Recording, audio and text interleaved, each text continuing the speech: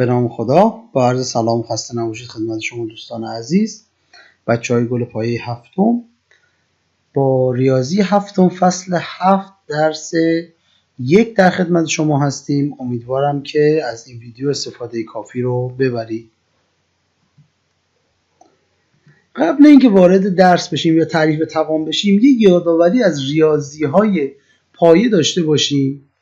میدونیم ما در پایه ابتدایی تبدیل جمع به ضرب خوندیم. مثلا اگر 5 تا 2 با هم جمع میشد، به جای اینکه بنویسم 2 به علاوه 2 به علاوه 2 به علاوه 2 به علاوه 2 می نوشتم 5 ضرب در 2، یعنی 2 5 بار در خودش ضرب شده. حالا یه سوال، حالا اگه چند تا عدد چیکار